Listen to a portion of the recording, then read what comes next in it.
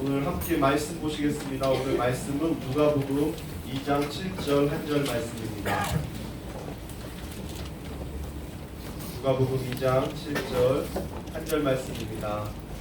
제가 읽도록 하겠습니다. 첫 아들을 낳아 강보로 싸서 구 위에 누였으니 이는 여관에 있을 곳이 없음이러라. 아멘. 어제는 크리스마스 이브였습니다. 어떻게 잘들 보내셨습니까? 반갑습니다. 사실은 저희가 다들 여행 가시고 많이 그러시다 오셔가지고 오시면 오시겠나 싶어가지고 의자를 넉넉하게 깔았는데 목사는 50개만 했는데 죄송합니다. 믿음이 부족했습니다. 오늘 이렇게 크리스마스 함께 모여서 너무 좋고요.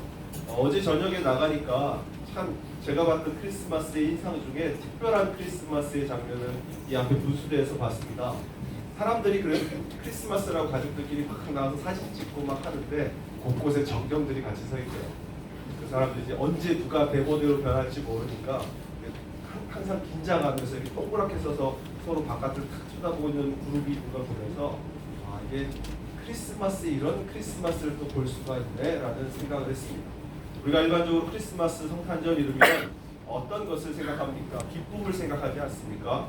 그리고 평화를 생각하고 감사를 생각하고 풍요로움을 생각하죠.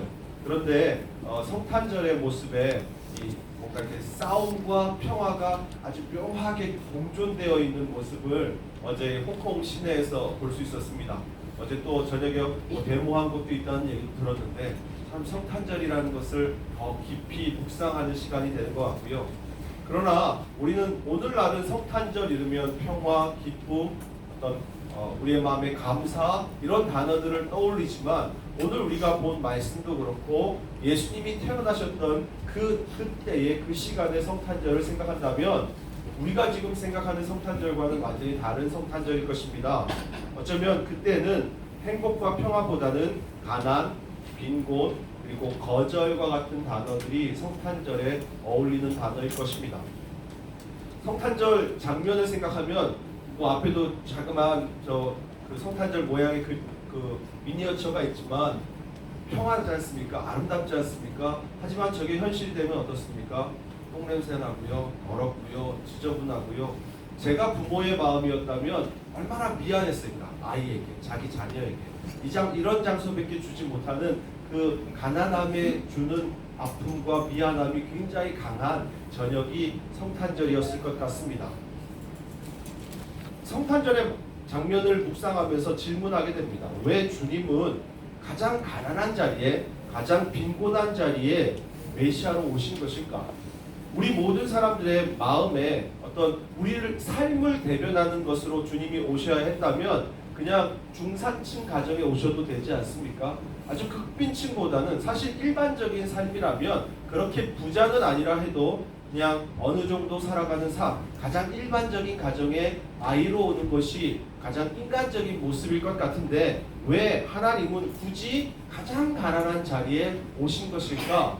성탄절을 맞이하면서 그 고민을 하게 됩니다. 고린도후서 8장 9절에 보면 너희가 알거니와 부유하신 이로써 너희를 위하여 가난하게 되심은 그의 가난함으로 말미암아 너희를 부유하게 하려 하심이다라고 고린도후서에서 말합니다. 주님이 왜 굳이 가난한 자리에 오셨느냐 하면 바로 그 가난하게 되심으로 말미암아 우리를 부유케 하신다는 말씀입니다. 사실 쉽게 이해되지 않습니다. 가난하나 부유하다 이런 역설적인 관계를 어떻게 이해해야 될까 고민하다가 깨닫는 것은 삶은 가난할지라도 영혼은 곤고하지 않은 모습을 생각하게 됩니다. 믿음이 약할 때는 가난함이 믿음과 비례하는 것을 경험하게 됩니다. 우리가 어떻습니까? 돈이 많으면 이상하게 믿음도 커집니다. 삶에 여유가 있으면 마음도 여유롭고 믿음도 커집니다. 하지만 돈이 줄어가면 일반적인 사람들은 특징이 믿음도 함께 주는 것을 경험합니다. 성도님들 중에 그런 삶을 경험해 보신 분이 있는지 모르겠습니다. 믿음이 하나님이 돈을 많이 주시면 내 안에 막 믿음이 점점 커지는데 내 통장에, 내 삶에, 지갑에 돈이 점점 줄어갈 때 내 믿음이 이상하게 같이 줄어가는 우리 유학생들은 아마 더 많이 경험하지 않을까. 이게 높낮이가 너무 강하게 삶에 적용되기 때문에 우리의 돈과 믿음이 항상 같이 비례되어지는 것이죠. 저는 사역자로서 살면서 이 부분을 참 많이 훈련받게 됩니다. 하나님이 사역자들을 처음 훈련시킬 때 빠지지 않고 시키는 부분이 있다면 바로 이 돈 앞에서의 어떤 마음을 가지느냐 이것을 가장 먼저 훈련시키시는 것 같습니다. 가난하지만 영혼까지는 가난해지지 않는 삶을 훈련하라고 사역자들에게 훈련을 시키십니다. 그래서 비록 돈이 없어도 마음만큼 풍요로울 수 있는 그래서 그 단계가 있는데 어느 정도의 단계를 넘었으면 하나님이 말씀하시는 것 같습니다. 그래, 첫 단계 패스다. 그리고 그 다음 단계를 훈련시키는 경험을 합니다. 그러나 종종 사역자들 중에 보면 그 단계를 넘어서지 못하는 사역자들이 있고 그 단계를 피해가는 사역자들이 있습니다. 하지만 압니다. 언젠가는 하나님이 꼭 그 재시험을 치르게 하신다는 것을 경험하게 됩니다.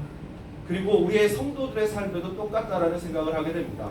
하나님이 우리의 삶에 곤란을, 환난을, 가난을 주실 때는 그것을 통해서 깨닫고 더 하나님을 알아가라고 주시는 것이라는 것을 깨닫게 됩니다. 아멘. 결국 돈의 개념에 속박되어 있다 보면 우리는 절대 믿음의 본질을 깨달을 수 없습니다. 아멘. 가난함이라는 것이 갖고 있는 한계를 뛰어넘는 마음을 얻을 때에 진짜 믿음을 우리 안에서 경험하게 되는 것입니다.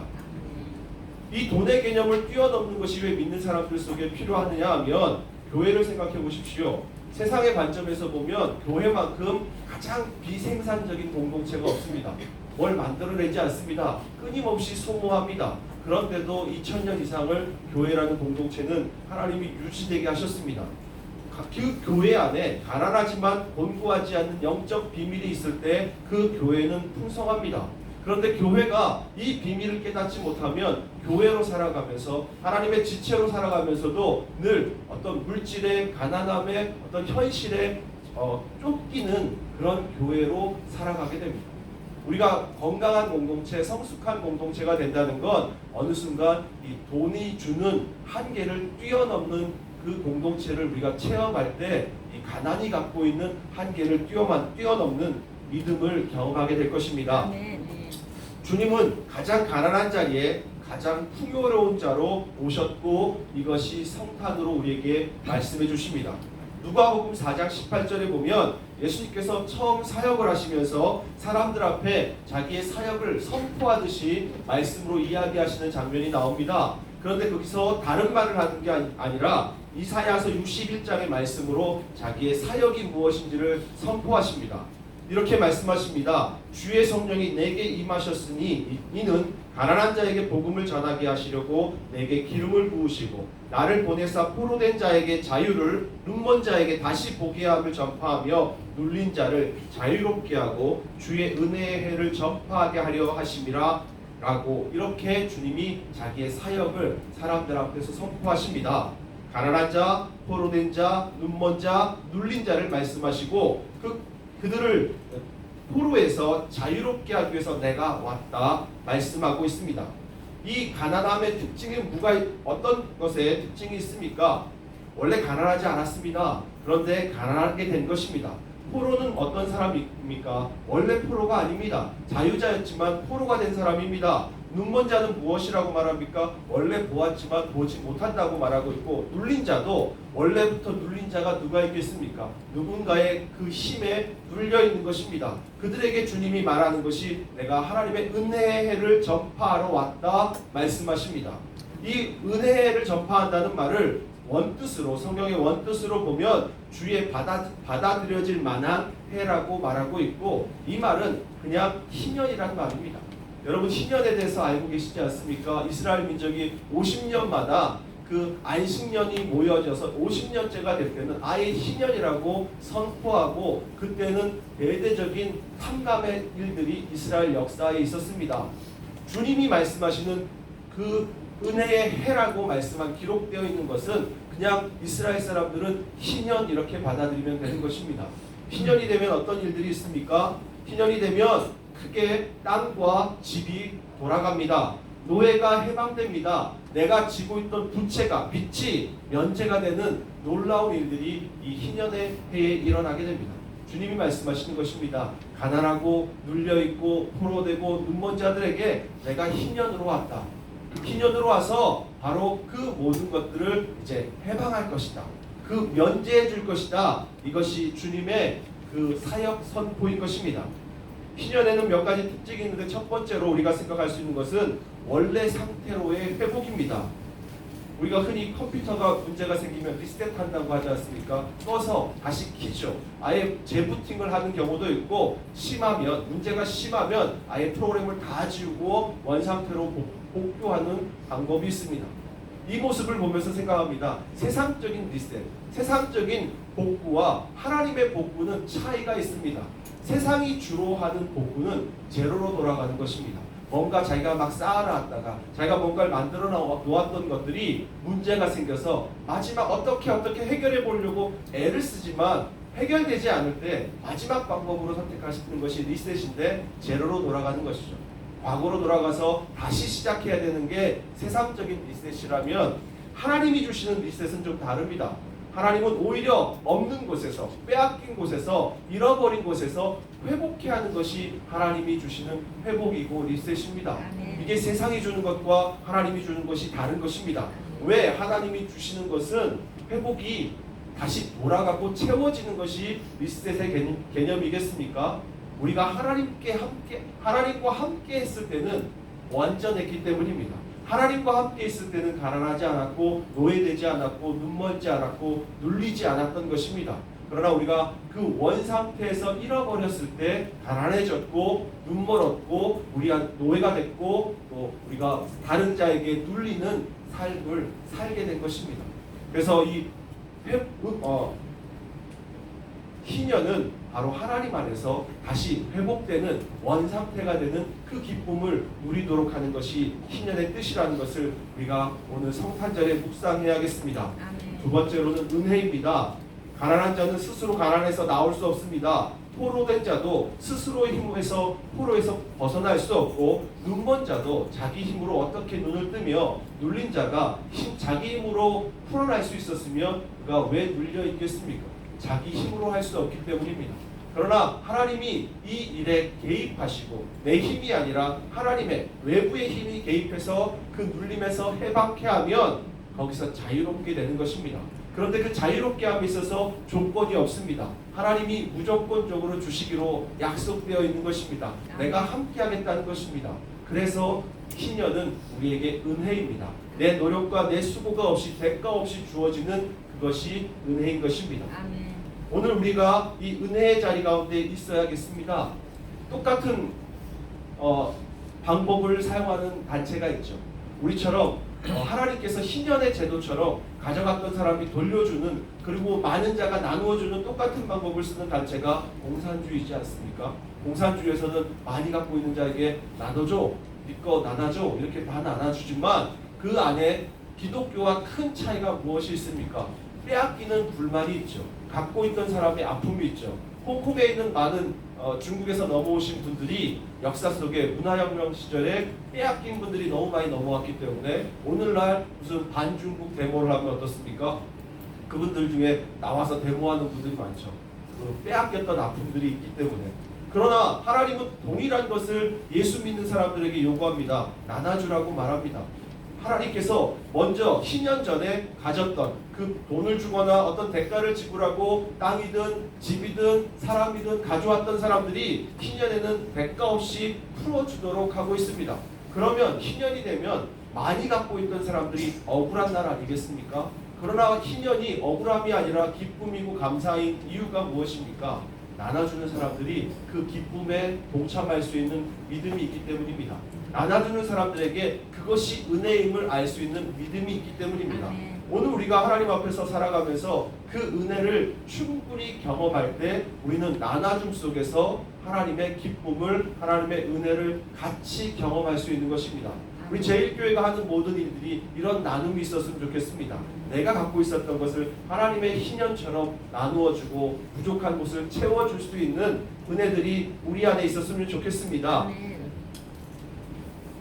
교회 안에는 많은 일들이 있습니다. 섬김이 있습니다. 그러나 감사와 은혜가 떨어지면 교회에는 불만이 생기게 됩니다. 교회 안에 잡음이 생기기 시작할 때를 보면 일은 하는데 그 안에서 문제가 생기고 말이 나옵니다. 왜 교회 안에서 일을 하면서 문제가 생기고 말이 나오는 것입니까? 깊이 들어가 보면 사랑의 힘이 떨어지기 때문입니다. 은혜의 힘이 떨어지기 때문입니다. 우리 자동차도 보면 부동액이나 기름이나 이렇게 떨어지면 경고등이 들어오지 않습니까? 만약 우리 공동체 안에서 시끄러운 말이 나온다거나 불평이 나온다거나 어떤 좋지 못한 말이 나올 때 우리는 이렇게 받아들여야 됩니다. 아, 경고등이 들어오고 있구나. 무엇에 경고등이 들어오고 있는 것이냐 하면 바로 이 은혜가 떨어지고 있음에 경고등이구나라고 받아들일 수 있어야 됩니다. 우리가 그렇게 생각하지 못하면 지적하죠. 저 사람 왜 저래? 저 사람 저 행동 왜 저래? 그렇게 지적하다 보면 우리는 은혜를 놓치게 됩니다. 예수 그리스도께서는 우리에게 은혜로 오셨습니다. 그리고 우리에게 말씀하시는 것이 은혜를 깨달은 자들이 그 은혜를 나누라고 말씀하고 있습니다. 우리가 은혜를 나눌 수 있는 가장 큰 방법은 내가 주님의 은혜와 사랑에 잠겨 있는 것입니다. 내가 먼저 잠겨 있을 때에 그 경고등을 볼 수 있습니다. 오늘 여러분 주변에 믿는 분들 중에, 구역분들 중에, 지체들 중에 어떤 그런 안 좋은 목소리 또 불평의 마음들이 나온다면 그것을 그렇게 보십시오. 아, 지금 센서가 민감하게 작용하고 있구나. 그럼 우리가 해야 될 일이 무엇입니까? 다시 기름을 채우는 것이죠. 다시 부동액을 채우는 것이죠. 그렇게 함으로 그 등이 꺼지도록 하는 것이 가장 좋은 방법입니다. 오늘 우리에게 그러므로 성탄은 더 의미가 있습니다. 주님, 우리 안에 이 은혜로우신 주님을 다시 경험함으로 우리도 우리 안에 있는 은혜를 흘려보내고 나누어져서 부족한 자를 채울 수 있는 교회 되게 해주십시오. 아멘. 이 마음이 우리 안에 있었으면 좋겠습니다. 희년은 그리고 희망입니다. 새롭게 시작할 수 있습니다. 희망이 없던 자들에게, 이제 나는 더 이상 가망이 없다고 생각하는 사람들에게 다시 시작할 수 있는 희망이 되는 것이 희년입니다. 아멘. 과거가 발목을 잡고 있는 상태에서 다시 시작할 수 없는 사람들에게 그 잡혔던 발목이 풀어지는 날입니다. 복음은 다시 시작할 힘과 능력이 되어줍니다. 다시 일어설 수 있는 그 인생의 힘이 되는 것이 복음입니다. 아멘. 주님은 이 회복의 은혜로 성탄에 우리에게 오셨습니다. 주님의 이 회복의 은혜가 어떻게 나타납니까? 병실에서 또 군부대에서 또 감옥에서까지도 이 하나님의 은혜가 하나님의 희망이 들어가면 그 자리를 변화시키는 건 아니겠습니까? 아멘. 어제 뉴스에도 인터넷 뉴스에도 보니까 중환자실 병원에서 그 간호사들 또 호스피스들이 모여서 그들을 놔두고 찬양하는 그 노래해주고 크리스마스 뭐 공연을 해주는 이런 뉴스 사진이 나온 것을 보았습니다. 제목이 그것이었습니다. 인생의 마지막 크리스마스. 그 자리에 있는 사람들에게는 어쩌면 이 크리스마스가 다시 만나기 어려운 크리스마스일 수도 있지 않습니까? 그 모습을 보면서 절망하는 것이 아니라 그 모습 속에서 슬퍼하는 것이 아니라 그 모습 속에서 하나님은 놀랍게 희망이 되는 것입니다. 다시 사는 것만이 목적이 아니라 주님이 나와 함께 하심, 주님의 은혜가 나와 하심을 기억하며 새 힘을 얻게 되고 그 속에서 평안이 진정한 그리스도의 은혜가 임하는 것을 경험하는 것입니다. 오늘 우리는 성탄절을 맞이했습니다. 세상은 나의 즐거움과 나의 기쁨에 초점이 맞춰져 있지만 우리의 초점은 그리스도께 맞춰져야 됩니다. 그래서 오늘 이 자리에 모인 우리 모두가 함께 이 시간 생각하고 묵상하는 것은 하나님의 은혜가 그 하나님의 회복이 그 하나님의 희망이 그 하나님의 능력이 우리 안에 성탄의 뜻으로 온전히 나타나는 그런 제일교회 되게 해주십시오. 그리고 내 안에서 먼저 그 능력이 나타나서 흘려보낼 수 있고 주변의 모든 하나님의 사람들, 믿지 않는 사람들까지 풍성하게 할 수 있는 그 은혜로 나타나게 해주십시오. 아멘. 이 마음이 우리 안에 나누어진다면 그것이 참 아름다운 성탄이 될 줄로 믿습니다. 아멘. 우리 함께 기도하겠습니다. 하나님 감사합니다. 성탄절 우리 주의 백성들 함께 한 자리에 모여 예배할 수 있게 하여 주시니 감사합니다. 우리가 주님을 기념합니다. 주님을 생각합니다. 성탄의 가장 가난한 자리에 가장 풍성함으로 오신 그 주님을 기억합니다. 성탄에 우리 안에 가장 회복의 모습으로 오신 그 주님을 기억합니다. 주님, 그 은혜가 그 능력이 우리 안에 온전히 나타나게 하여 주시옵소서. 그래서 참 기쁨이 참 평안이 우리 모두의 삶에 있게 하여 주시옵소서. 주님께 찬양하며 감사하며 예수님의 이름으로 기도드렸습니다. 아멘. 우리 시간에는 기쁘다 구주 오셨네 함께 찬양하실 때에 준비하신 헌금을 저쪽에